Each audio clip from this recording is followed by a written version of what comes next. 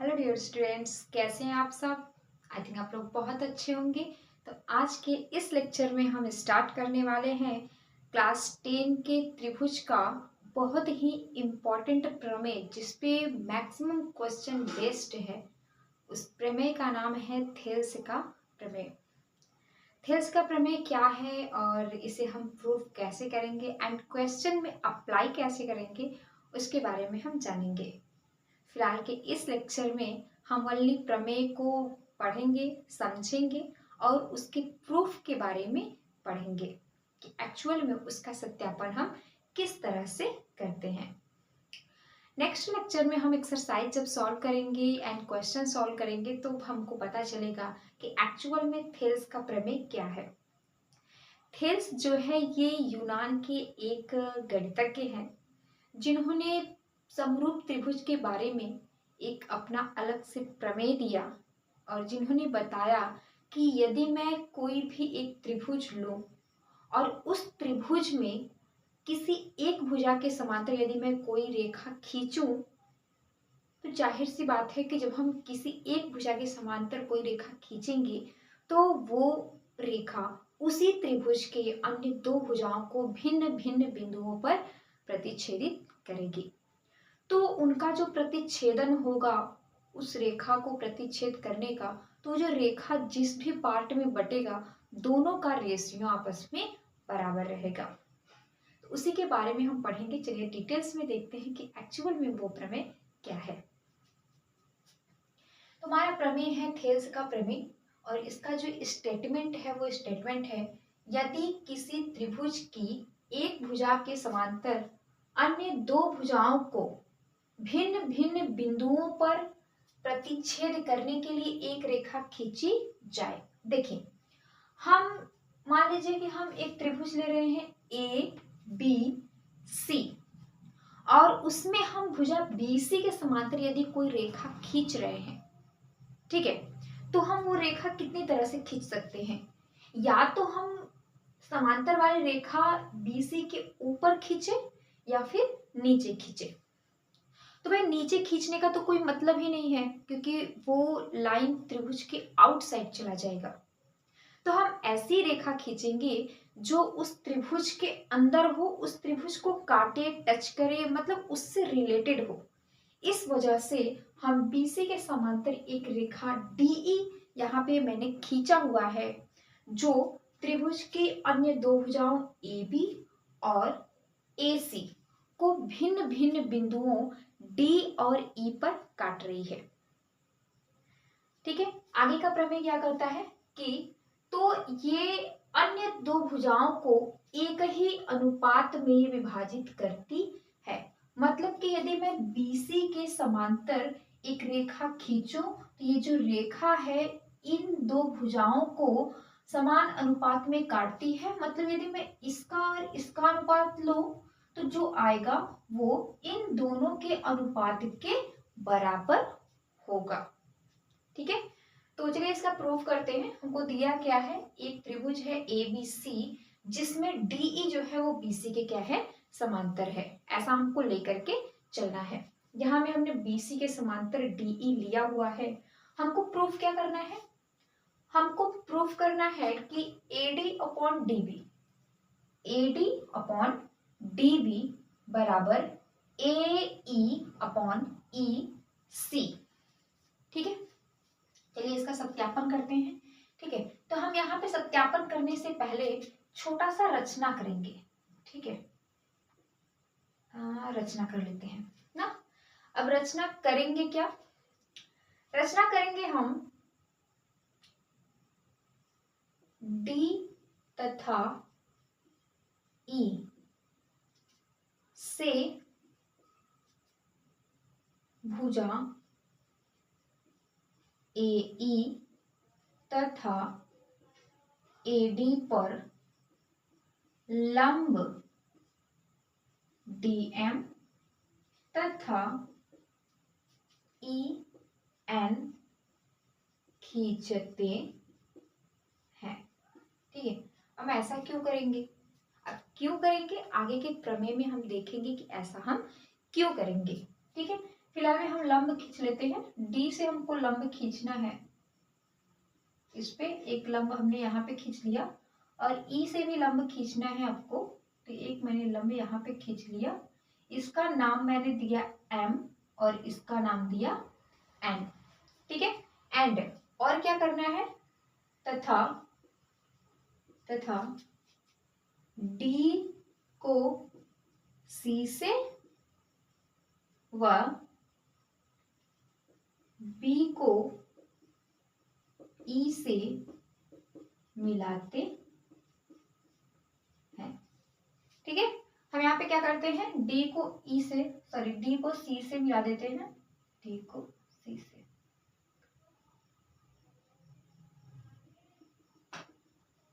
और ई को बी से मिला देते हैं, ठीक है।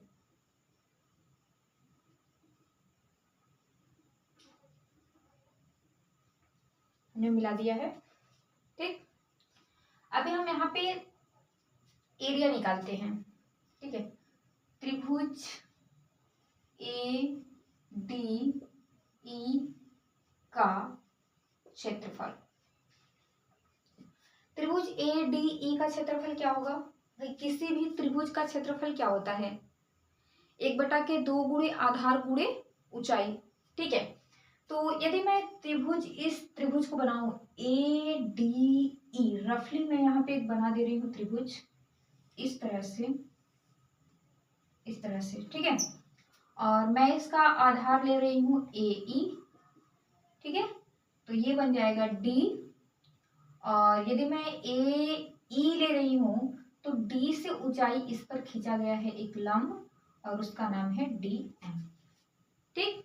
तो इस त्रिभुज का क्षेत्रफल क्या बनेगा, इस त्रिभुज का क्षेत्रफल बेसिकली बनेगा 1/2 गुणे आधार क्या है ए ई, तो जाएगा ए ई गुणे ऊंचाई क्या है डी एम, तो जाएगा D M. Equation number first. दूसरा ले लेते हैं, त्रिभुज ए डी ई का ही क्षेत्रफल निकालते हैं लेकिन दूसरी पद में, ठीक है। वो क्या बनेगा, अब हम इसका नाम जरा चेंज कर देते हैं, ठीक।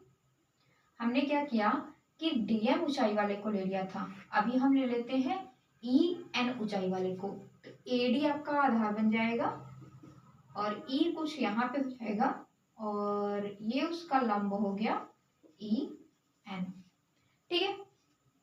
इसका क्षेत्रफल क्या बनेगा 1/2 गुणे आधार क्या है भाई ए डी गुणे ऊंचाई क्या है E N. Equation number second, ठीक है। हमने 2 त्रिभुजों का क्षेत्रफल निकाल लिया है। अब हम क्या करते हैं, अब हम लेते हैं क्षेत्रफल यहीं से ले लीजिए किसी भी त्रिभुज का डी ई सी का क्षेत्रफल। अब देखिए हम इस त्रिभुज को उठा के ऐसे रख रहे हैं, तो इसका आधार कुछ ई सी ऐसे बनेगा, और ये साइड ऐसे बन जाएगी, ठीक है। ये है हमारा सी, ये है ई, और ये है डी, ये है आपका डी। और यहाँ पे देखेंगे कुछ ऊंचाई ये जा रही है भाई, यही आधार आगे चल रहा है, तो इस पे ऊंचाई यही बनेगी, मतलब डी से जो लंब डाला गया है वो ऊंचाई का काम करेगी, ठीक है। तो यहाँ पे डी एम जो है इस त्रिभुज सी डी ई के लिए भी डी एम ऊंचाई का कार्य करेगी। तो यहां से त्रिभुज सी डी ई का क्षेत्रफल क्या बनेगा, क्षेत्रफल बराबर 1/2 गुणे आधार, इस त्रिभुज का आधार कितना है सी ई सी, तो जाएगा ई सी, ठीक है, ई सी गुणे ऊंचाई क्या बनेगा डी एम, ठीक है। अब हम ले लेते हैं ये समीकरण नंबर 3। अब लेते हैं हम ये वाला, ठीक है, ये वाला त्रिभुज लेते हैं, ये त्रिभुज बी डी ई लेते हैं, ठीक, और उसको बनाते हैं। यदि हम BDE को बनाएंगे तो ये बनेगा हमारा कुछ इस तरह से। ये आपका है B, ये है D और ये है E। ठीक है, और आप देखेंगे यदि ध्यान से तो BDE, E से लंब खींचा गया है BD पर, मतलब इस पर एक लंब इस तरह से खींचा गया है और ये है EN। ठीक, तो इस त्रिभुज का क्षेत्रफल क्या बनेगा? इस त्रिभुज का क्षेत्रफल बनेगा BDE का क्षेत्रफल बराबर बनेगा 1/2 गुणे आधार क्या है DB गुणे ऊंचाई क्या है EN। Question number 4। अब कहेंगे कि हम ये क्या कर रहे हैं, एरिया क्यों निकाल रहे हैं? दरअसल हमको निकालना है इन दोनों में अनुपात और उनको दिखाना है बराबर। तो हमको ये दोनों मिलेगा कैसे भाई? एरिया के अलावा और कोई आप रास्ता चूज कर सकते हैं? कर सकते हैं तो बताइए। नहीं तो मैंने मतलब उन्होंने जैसे एक रास्ता लिया कि हम कैसे अनुपात निकाल सकते हैं, तो उन्होंने क्या किया कि एरिया निकाला। जितने भी उसमें पॉसिबल ट्रायंगल बन सकते थे उनका उन्होंने एक तरह से एरिया निकाला ताकि हमको ये पहला जो साइड है ये मिल सके। ठीक है, अभी आप ध्यान से देखेंगे तो आपको यहाँ पे एडी यहाँ पे मिल गया, डीबी यहाँ पे मिल गया है। तो आप एक साइड में रख करके आप सुटेबली हल कर सकते हैं। ठीक है, चलिए करते हैं। हमको क्या प्राप्त करना है भाई? एडी अपॉन डीबी ना। एडी अपॉन डीबी हमको प्राप्त करना है तो हमको कहाँ से मिलेगा एडी अपॉन डीबी? यदि मैं समीकरण 2 में एडी है और समीकरण 4 में डीबी है, यदि मैं समीकरण 2 के बटे में समीकरण 4 को रख दूं तो हमको एडी बटा डीबी मिल जाएगा। ठीक है, और EN से कैंसिल आउट हो जाएगा, 1/2 से कैंसिल आउट हो जाएगा। चलिए रेशियो निकाल लेते हैं। समीकरण 2 डिवाइडेड बाई समीकरण 4। ठीक है, जब हम डिवाइड करेंगे तो बनेगा एरिया ऑफ ADE अपॉन में area of BDE is equal to क्या बनेगा? 1/2 गुणे ये वाला लेना है आपको, AD गुणे EN अपॉन में 1/2 गुणे DB इंटू EN। ठीक है, अब यहां से ये कैंसिल आउट, ये कैंसिल आउट, ये कैंसिल आउट, ये कैंसिल आउट, आपको मिल जाएगा AD अपॉन DB मिल जाएगा। This is equation number 5। ठीक, हमको एक साइड मिल गई, ये वाली साइड। अब हमको लाना है ये वाली साइड। अब हम वो कैसे लाएंगे? चलिए देखिए, हमने ADE का 2 तरह से एरिया निकाला, एक समीकरण 2 से और एक समीकरण 1 से। तो क्या हम इसकी जगह पे ये वाला रख सकते हैं? भाई दोनों एक ही त्रिभुज का क्षेत्रफल है तो त्रिभुज चाहे जिस भी फॉर्म में निकालो सबका एरिया सेम ही रहेगा। ठीक है, तो यहाँ भी इस त्रिभुज का जो एरिया है, मतलब इस त्रिभुज का एरिया दोनों सेम ही है, तो हम इसकी जगह पे ये भी लिख सकते हैं। ठीक है, एक बात तो फिक्स हो गई कि हम इसके जगह पे, मतलब ये जो मान रखे हैं इसकी जगह पे हम ये वाला भी रख सकते हैं। उसके बाद आइए यहाँ पे आप देख रहे हैं, आपने क्लास 9 में एक चैप्टर पढ़ा होगा, समांतर भुजाओं के बीच क्षेत्रफल, समांतर रेखा का क्षेत्रफल, समांतर भुजाओं के बीच या समांतर रेखाओं के बीच त्रिभुज का क्षेत्रफल, किसी का भी क्षेत्रफल। ठीक है, तो वहां पे आपने पढ़ा होगा कि यदि 2 लाइन आपस में समांतर है और वहां पे हम कोई त्रिभुज इस तरह से खींच रहे हैं और भी त्रिभुज खींच रहे हैं, ठीक है, और दोनों त्रिभुजों का आधार सेम है और दोनों का जो पिक है, पिक पॉइंट मतलब जो चोटी है, यदि वो दूसरी समांतर रेखा को टच कर रही है तो दोनों का जो एरिया होता है वो आपस में बराबर होता है। ठीक है, भाई समझ में आ गया ना? यदि दो लाइन आपस में समांतर हैं और पहले लाइन पर कोई एक त्रिभुज है और उसी आधार पर एक और त्रिभुज है और दोनों त्रिभुजों का जो पिक पॉइंट है, चोटी है, यदि वो दूसरी रेखा को टच कर रही है तो दोनों त्रिभुजों का जो क्षेत्रफल होता है वो बराबर होता है। तो यहाँ भी यदि आप ध्यान से देखेंगे तो भाई DE जो है EC के क्या है, समांतर है। अब यदि ये दोनों समांतर हैं तो हम ध्यान से देख रहे हैं, हम यहाँ पे दो त्रिभुज बना सकते हैं। एक है हमारा जो BCD, इसका आधार है BC, और एक त्रिभुज है BEC जिसका आधार है BC। दोनों का आधार BC है, ठीक है। जब दोनों का आधार BC है तो इस नियम से हम कह सकते हैं कि त्रिभुज DBC का जो क्षेत्रफल होगा वही क्षेत्रफल BEC का भी होगा, ठीक है। क्योंकि दोनों त्रिभुज इसी तरह से उस पर अप्लाई हुए हैं भाई, ये वाली जो त्रिभुज है और ये वाली जो त्रिभुज है दोनों का आधार सेम है और दोनों की जो चोटी है वो दूसरी समांतर रेखा को टच कर रही है, ठीक। तो वहां से दोनों का एरिया क्या हो जाएगा, बराबर हो जाएगा। दैट मीन्स कि हम कह सकते हैं कि यहाँ पे कह सकते हैं कि एरिया ऑफ त्रिभुज BDE बराबर होगा एरिया ऑफ त्रिभुज CDE। ऐसा क्यों होगा, क्योंकि दोनों एक ही समांतर या समान समांतर, दोनों समान समांतर रेखाओं के मध्य स्थित हैं, रेखाओं के मध्य स्थित हैं तथा दोनों का आधार समान है व दोनों की चोटी दूसरे समांतर रेखा को टच करती है, छूती है, ठीक है।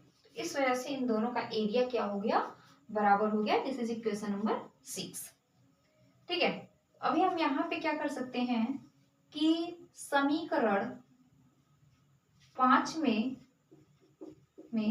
समीकरण 1 व समीकरण 6 से, ठीक है। समीकरण 5 में हम समीकरण 1 से क्या कर सकते हैं और 6 से क्या कर सकते हैं। भाई समीकरण 1 से इसका एरिया हम ये वाला लिख देते हैं, ठीक। इसकी जगह पे इस वाले को हम इस साइड कर लेते हैं, ठीक है। तो जाएगा AD upon DB is equal to area of triangle ADE क्या है, ये इसको लिख देते हैं 1/2 गुणे AE गुणे DM अपॉन में।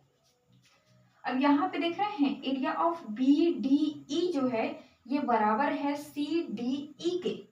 जब एरिया ऑफ CDE के बराबर है तो इसकी जगह पे हम ये रख सकते हैं, तो जाएगा 1/2 गुणे EC गुणे DM, ठीक।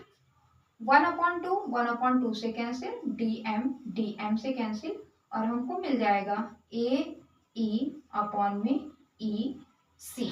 That means AD is equal to DB बराबर AE बटे EC। एक्चुअल में हमको यही प्रूफ भी करना था, ठीक है। तो ये है आपका थेल्स का प्रमेय कि यदि किसी भी त्रिभुज में एक भुजा के समांतर यदि हम कोई दूसरी रेखा खींच रहे हैं जो उसी त्रिभुज के अन्य दो भुजाओं को भिन्न भिन्न बिंदुओं पर प्रतिच्छेदित करती है तो वो जो रेखा है उन दोनों भुजाओं को समान अनुपात में विभाजित करती है, ठीक है। इसके कुछ निष्कर्ष भी हैं। निष्कर्ष आपका क्या है वो हम अगले लेक्चर में देखेंगे। अभी ये लेक्चर काफी बड़ा हो गया है तो अभी इस लेक्चर को यहीं पे स्टॉप करते हैं। अगले लेक्चर में हम थेल्स के प्रमेय के कुछ निष्कर्ष देखेंगे कि क्या है, उसके बाद थेल्स के विलोम प्रमेय को हम प्रूफ करेंगे। थेल्स का विलोम प्रमेय, थेल्स का विलोम प्रमेय का मतलब है जस्ट अपोजिट, आपको रेशियो दे देगा और आपसे बोलेगा कि वो जो भुजाएं हो, मतलब ये जो रेखा है वो तीसरी भुजा के समांतर होती है। चलिए इसके बारे में ज़्यादा डिस्कस नहीं करते हैं, अगले लेक्चर में उसके बारे में हम देखेंगे और समझेंगे। तब तक के लिए धन्यवाद।